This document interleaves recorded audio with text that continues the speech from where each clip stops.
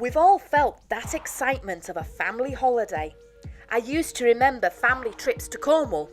We'd pack up the car the night before, then be bundled into it at stupid o'clock in the morning and drive the 7 hours listening to the local radio until it faded out of existence, and then listen to War of the Worlds. By the time Side A had finished on the cassette tape and Forever Autumn had been blasted for the whole world to hear, we were ready for our first pit stop. It always bugged me though, just how tiring driving is. My parents were wiped after driving all that way and took a good day or two to recover, while me and my brother just wanted to play and explore.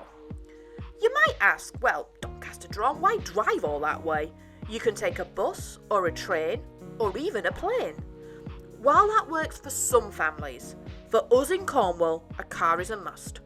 We love to explore and see new places. And we also like not being time constrained due to timetables, so we have the freedom to choose when we want to go.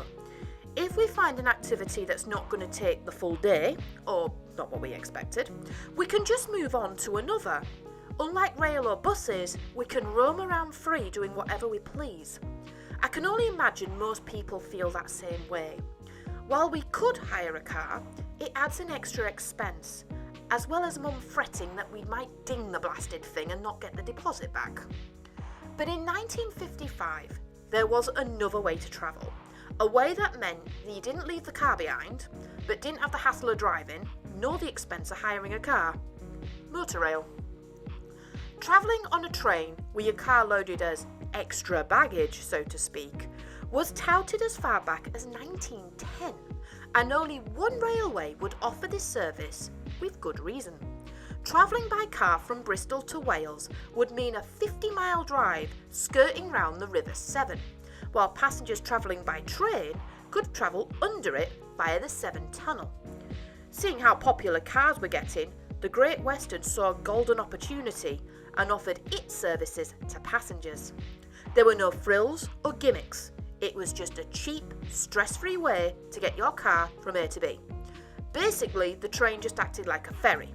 You just travel under the water rather than on it. After the Second World War in the early 50s, focus was put on rebuilding. Houses were a lot more affordable back then, and while some items were still under ration, generally there was more disposable income. Unemployment was low, and the modern-day homemaker could splash out a little on those extra conveniences.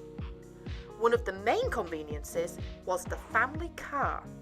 In the 1950s, more than 80% of households didn't own a car. This dropped sharply, and British Railways saw a decline in passenger numbers as a result. The advancement of the motorcar, though, brought along its own challenges. Motorways hadn't been invented yet, and wouldn't be a thing until 1959, with the opening of a 50-mile stretch from St Albans to Rugby, so the only roads people had were twisty, windy, slower A roads, which took significantly longer to travel on, putting people off the longer journeys. British Railways had an idea to try and claw back those missing passenger numbers while offering the conveniences of the customer using their own cars. In June of 1955, a new type of service was offered.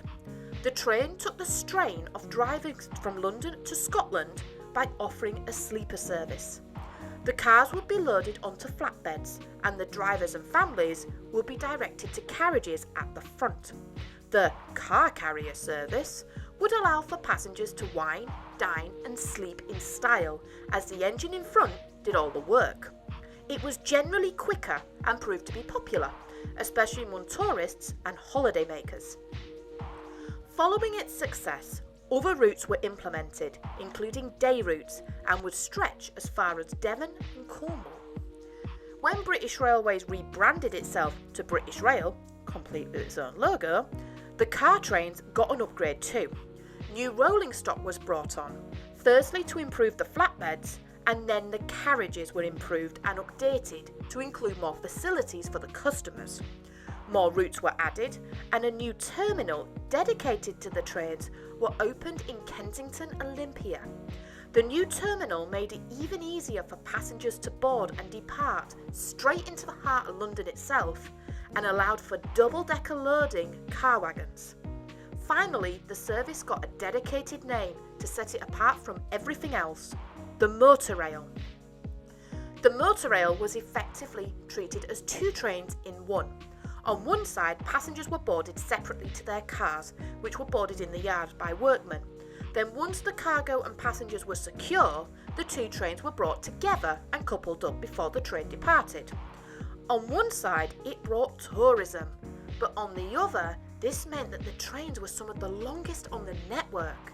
It also meant that for some smaller railway stations, motorails were a bit of a faff when trying to get the car off.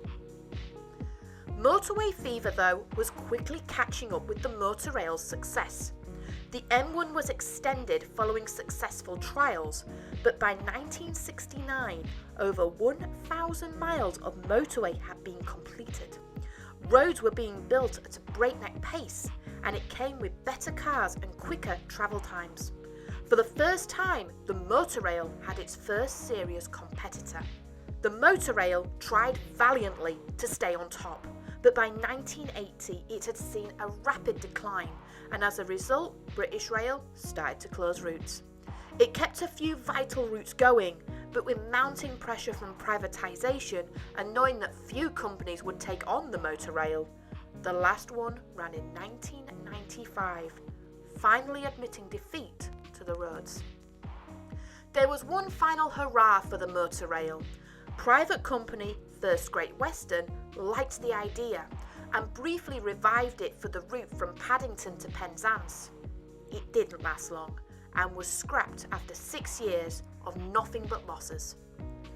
The roads may have won, but is it the last time we see motorails on the network? Well, technically, no.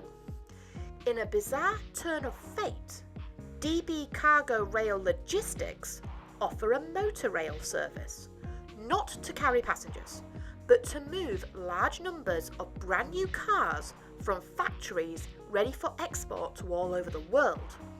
Rather than using a transporter maybe taking 6 to 12 cars at a time, costing petrol, time and money, over 250 trains are run every single day, taking upwards of 30 to 50 cars at a time with only one engine and one driver. Not only is this cost effective, but it's more environmentally friendly, taking many lorries off the motorways. Technically, yes, there is one motorail passenger service still running today in the UK, and it's the Eurostar. The Eurostar is providing a modern way to drive to France, and it's likely that this is what the modern day motorail in the UK would probably have looked like.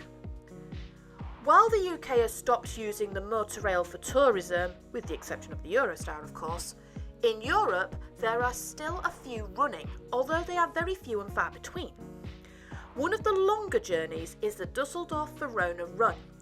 It's not had the best run, changing hands between companies no less than 3 times in 10 years and closing due to the pandemic, but Eurolabs Express is now preparing for its first season since 2019. It runs once a week, most Fridays, from May to September, and is aimed directly at the tourist market. The sleeper is quite reasonably priced, starting at €280 each way, based on 2 people sharing, and it can cater for families as well. If motorails were possible today, it's definitely one I would consider. Across the network, there are still remnants of motorail's history. The terminal in Kensington is still standing, and the building is used today as a car park, and several stations still have extended platforms ready to accept those big long trains. And in Pembroke Docks, there is an ex-motorail ramp in perfect condition, just waiting for its next train. If you want to see the long car shipments, I'd head over to Railcam. Crewcam tends to be a good hotspot for those long trains, but the community on there will tend to point you in the right direction. But next time you're in Kensington, Euston, King's Cross, or even York, keep an eye out. If there's a car park and a gate leading to the platform, It's possible that this could be a relic of the motorail.